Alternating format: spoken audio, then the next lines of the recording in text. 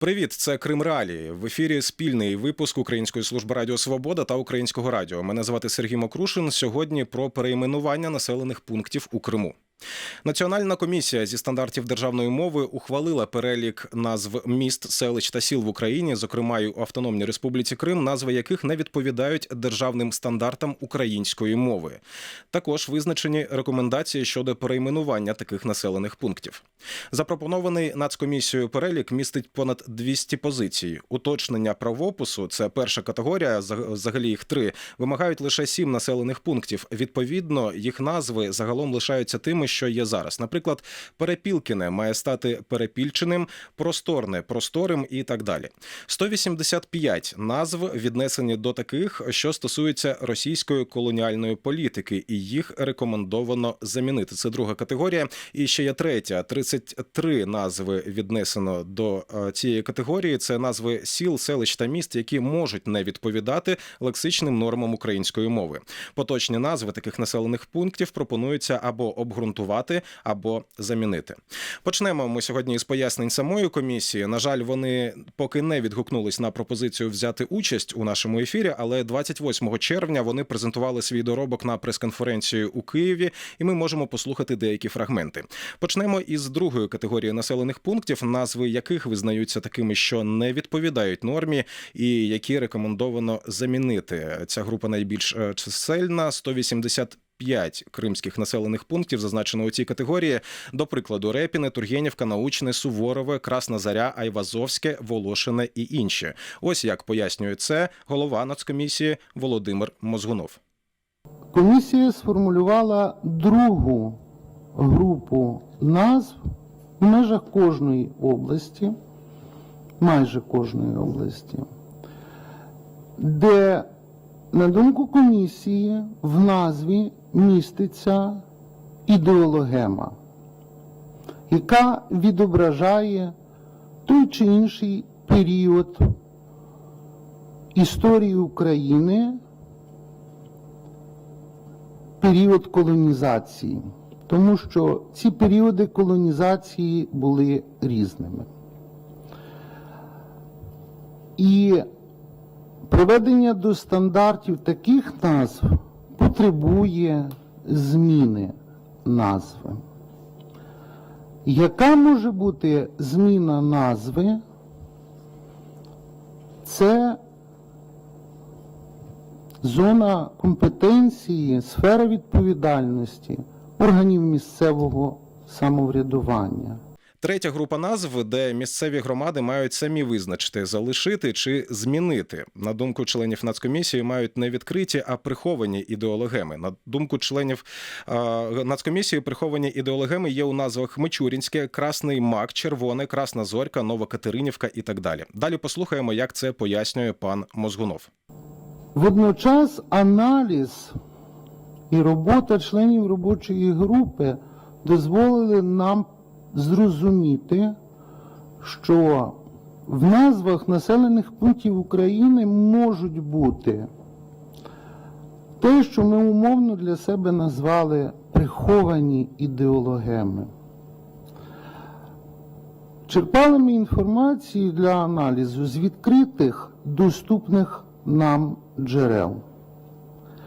І коли ми зверталися до цих джерел, то в тих чи інших випадках могли виникати сумніви щодо природи, походження тієї чи іншої назви. Інколи ці сумніви були або найчастіше викликані тим, що назва змінювалася в радянський період колонізації. В деяких в окремих відкритих джерелах ми могли знайти інформацію про те, яка була попередня назва, в деяких випадках ні. Як бути в цій ситуації, особливо з назвами тих населених пунктів, які є тимчасово окупованими? Це також проблема. Але думаю, що і це не тільки моя позиція, і позиція всіх членів комісії. Зробити вигляд, що ми цього не побачили, або ми не розуміємо цього, це теж було б неправильно. На цій підставі у нас була сформована третя група населених пунктів з рекомендаціями. І тут ми сформулювали рекомендації таким чином, що громада може і повинна розглянути питання з назвою свого населеного пункту, провести додаткові консультації, обговорення для того, щоб або обґрунтувати те, що саме така назва повинна залишитися, і що громада хоче і готова жити і далі, і бути в історії нашої держави саме з такою назвою, або реалізуючи закон про засудження і заборону пропаганди російської імперської політики і деколонізацію топонімії, повернеться до або історичної своєї назви, яка була іншою, або сформулює, якою ця інша назва має бути. Зараз до нашої розмови долучається Гаяна Юксель, членкиня Меджлісу кримськотатарського народу, доцент кафедри слов'янської філології та журналістики Таврійського національного університету імені Вернадського, кандидат філологічних наук. Гаяна, добрий день. Коли ми говоримо про зміну назв населених пунктів у Криму, ми говоримо, зокрема, про повернення історичних назв. В Криму тотальна хвиля перейменування відбулася за кілька років після депортації кримських татар, яка була у 1944 році. Голова Нацкомісії на прес-конференції казав, що консультувався із Меджлісом кримськотатарського народу стосовно населених пунктів у Криму, повернення історичних назв. Якою мірою у підсумку рекомендації комісії відповідають тому баченню, яке є у Меджлісі кримськотатарського народу? Ви знаєте, я не знаю нічого стосовно консультацій з головою Меджлісу кримськотатарського народу от останнім часом. Я хочу сказати, що ця робота, вона ж почалася задовго до цієї ситуації. У 2015-2016 році ми вже проводили таку роботу, і тоді було запропоновано перейменування населених пунктів по всій Україні, в тому числі Автономній Республіці Крим. Тільки ситуація складалася таким чином, що один з депутатів БЮТ, не пам'ятаю його прізвища, тоді висловився і сказав, що перейменування в Криму необхідно проводити після деокупації. От така була невірна позиція. Ми всі наполягали на тому, що перейменування має відбутися безпосередньо зараз. От, наскільки я розумію, робота зараз продовжена, оскільки ми отримали такий документ, але я його переглядала і не можу зрозуміти зміст цього документу. По-перше, я теж хотів про це запитати, про наповнення цих пропозицій. От, я хочу сказати, по-перше, ці 7 назв, які виносяться вперед, повернення необхідно історичної топоніміки, не 7 назв, перша група, 7 назв, які з російською або суржика перекладаються нібито на українську мову, а повернення історичних назв. Наприклад, передущельне – це Кош-де-Гермен, Рибаче – це Туак. Ці всі назви є. Перша категорія не витримує жодної критики, її необхідно змінювати. Друга категорія. Не можу зрозуміти, чому в рекомендаціях запропонована не історична назва, а назва запропонувати нову назву в установленому законному порядку. А де цей порядок і чому не опрацьовані історичні назви? Такі документи є. Є перелік населених пунктів Криму до депортації кримських татар. В Криму останнім вийшло 4 видання, які називаються «Топоніміка Крима». Є роботи, які пов'язані з картами, є робота Олександра Горяїнова. Тобто все є. І зараз нам презентують додаток, в якому оцій найголовніший момент, пов'язаний з поверненням історичних назв, він не опрацьований. А чи зрозуміло вам, за яким критерієм відбиралися ті населені пункти, для яких перейменування за рекомендаціями цієї нацкомісії вони є не обов'язковими? Тут дійсно у Криму, коли ти бачиш цей перелік і коли ти намагаєшся по відкритих знов джерелах знайти його назву історичну, то ти натрапляєш саме на кримсько-татарську назву. І ось я просто приведу з 3 категорій зараз приклади. Вони всі мають історичну кримсько-татарську назву, ці населені пункти. Перепілкіне, яке пропонується уточнити до Перепільчиного, наскільки я розумію, це до 1948 року воно мало назву Камбар-Вакуф. З другої категорії є селище Айвазовське у Кіровському районі. До депортації воно називалося Шейх Мамай. І тут рекомендують замінити назву.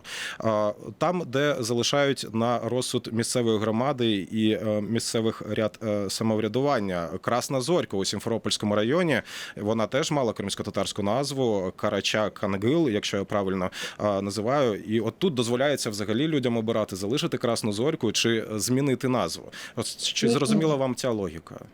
Тобто документ сирий, документ не опрацьований. По-перше, самі пропозиції, вони недосконалі, вони виглядають таким чином, що над ними просто не працювали. Необхідно сідати і ретельно ставитися до кожного населеного пункту. Потім сам розподіл теж не зрозуміло. Навіщо ці 3 категорії і нібито назви, які можна залишити, не можна залишити на розсуд місцевої громади. Змінювати необхідно все. Все те, що там зроблено після депортації останнім часом, це все штучні назви, які не відповідають дійсності. Цвіточні, Веселовки, Вишньовки, Партизани, Леніни – це ж просто жах якийсь. Необхідно повертатися до історичних назв. Історичні назви дуже чітко відображують особливості місцевості. Надають інформацію про специфіку того чи іншого регіону. І використання цих назв буде саме таким справедливим поверненням історичної топоніміки.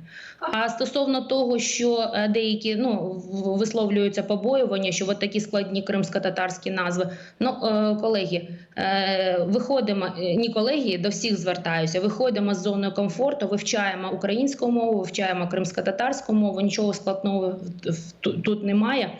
Всі географічні назви мають бути історичними. А на вашу думку, чи припускається, наприклад, залишити у кримській топоніміці таке ім'я, як Айвазовський, на честь якого було названо Айвазовське? Я вже казав, що до цього цей населений пункт називався Шейх Мамай. І довкола самої постаті Айвазовського зараз багато обґрунтованих суперечок стосовно того, чи містить взагалі його спадщина, якусь колоніальність, чи являється вона колоніальною. Ваша думка? Ви знаєте, коли ми працювали у 2016 році, дуже багато нюансів виникало. Я особисто за повернення історичних назв.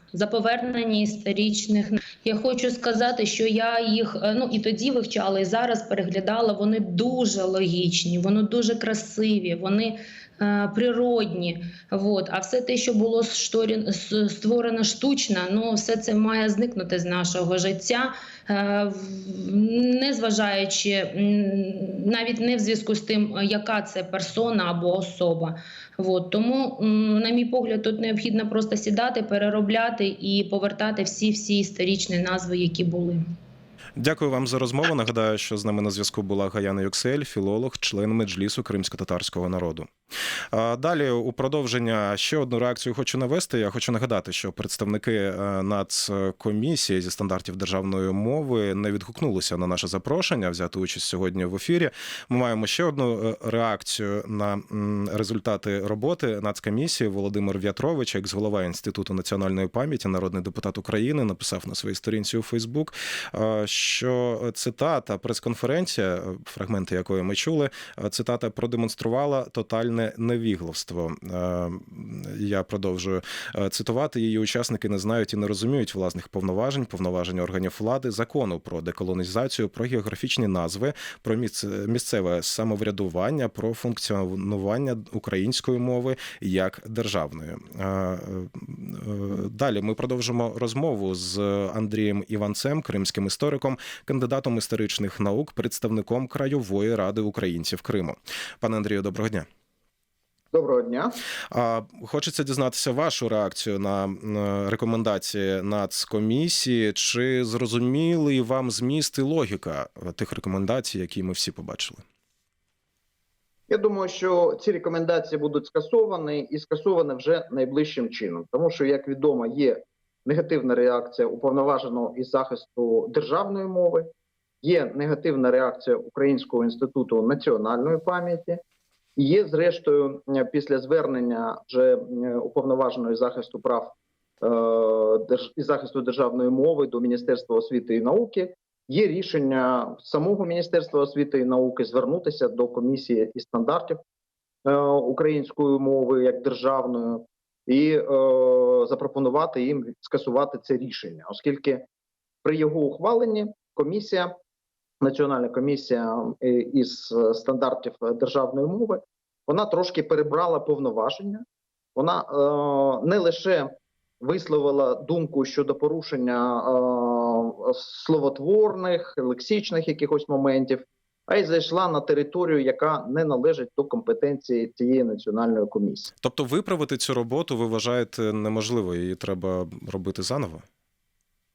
Ну, безумовно, ця комісія не може давати рекомендації щодо такого широкого кола питань, які не належать до її компетенції. От, власне, перший перелік, він формально належить до її компетенції точно, да, де є порушення словотворних норм, і вони, як комісія із стандартів державної мови, вони вказують, що там порушені правила української мови. Можливо, у другому ще переліку є певні такі моменти, які відносяться до саме цієї комісії, де йдеться про якісь порушення лексичні порушення у назвах української мови. Але питання в тому, що по змісту вона не мала повноважень вирішувати питання, ну там третій весь список, да, це не компетенція цієї комісії. І я практично впевнений, що це рішення буде скасовано.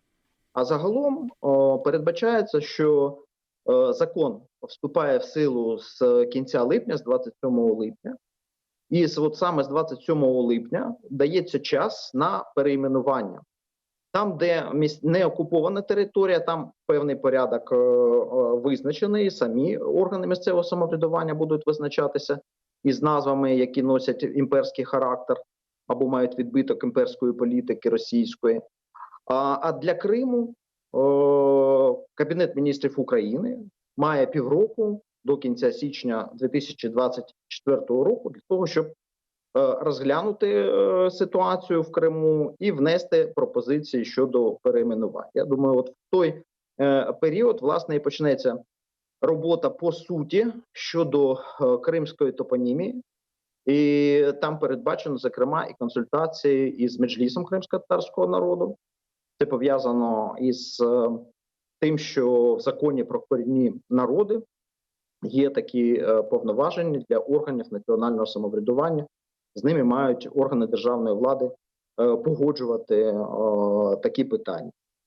І тому я сподіваюся, що по суті це питання буде розглядатися пізніше, якраз десь з кінця липня цього року.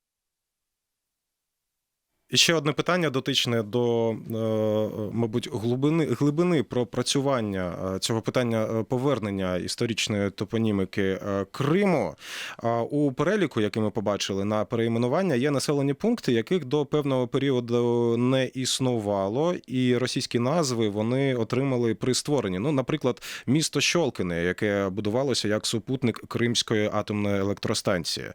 Там просто у рекомендаціях Нацкомісії є рекомендація змінити назву. А от яким тут може бути підхід до зміни назв?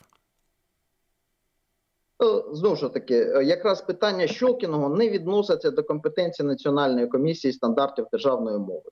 Бо Щолкіне, воно може так звучати українською мовою. Тут питання більш глибинне, якраз яке стосується питання декомунізації і імперіалізації, так би мовити, да, позбавлення від російського імперського спадку, російської імперської політики. І оце, по суті, це питання мають вже вирішувати інші структури в умовах, коли Крим окупований, і ми не маємо ані органів самоврядування легальних, ані органів регіональної влади легальних, маємо лише окремі інституції, типу представництва президента України в Автономній Республіці Крим, управлінь деяких силових структур кримських. От в цих умовах передбачено, що ці питання має вирішувати Кабінет міністрів України.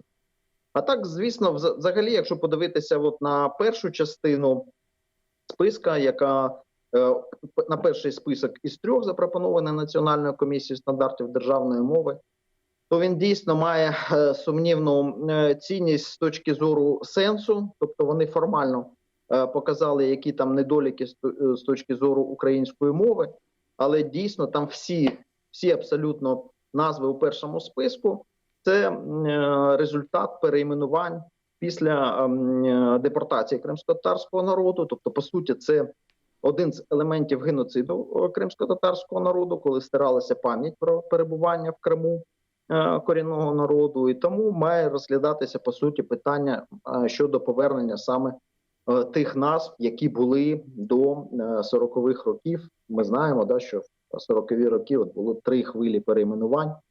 І це питання вже опрацьовувалось. Зокрема, Український інститут національної пам'яті ще в 2015-2016 роках після закону про декомунізацію опрацьовував це питання. Бо в 40-х роках було перейменовано понад 1300 населених пунктів. Вони не всі на сьогоднішній день збереглися, частина зникла, частина ввелася в інші населені пункти.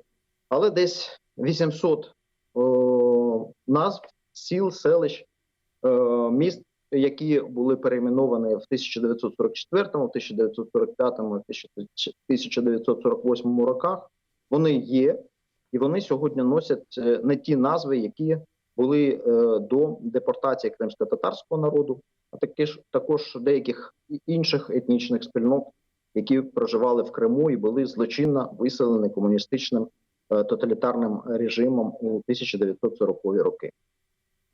І декілька слів про те, чому взагалі це питання важливе. Я до чого ставлю це питання зараз, да, тому що зараз ми бачимо, що в Україні відбувається певна дискусія, а, наприклад, у тимчасово окупованому Криму Росія досить активно перейменовує, вибачте, назви вулиць, і тільки у січні цього року повідомлялося, що найменше 13 вулиць у Криму на той момент були вже переназвані на честь учасників так званої СВО, тобто на честь учасників російської загарбницької армії.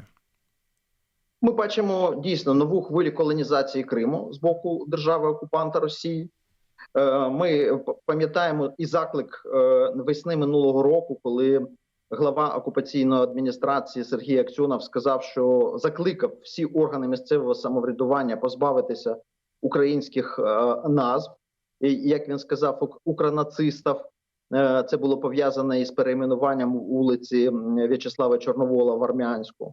І, звісно, вони намагаються змінити взагалі історичний ландшафт Криму. І за 9 років вони досягли дуже суттєвих результатів і по змінам в топоніміці, і по встановленню нових імперських пам'ятників на території Криму, незаконному встановленні, і взагалі в мілітаризації і такої деукраїнізації, детатаризації Криму. Вони досягли певних результатів, і тому у нас буде велика робота після звільнення Криму для того, щоб провести нормалізацію ситуації в Криму, для того, щоб повернути і історичні назви, і дати нові імена в Криму тих заслужених людей, кримчан, які служать на благо України, на благо Криму і на благо всього цивілізованого людства. І ми мусимо вже думати про це сьогодні, що частково вже роблять і органи влади, і інститути громадянського суспільства на вільній території країни.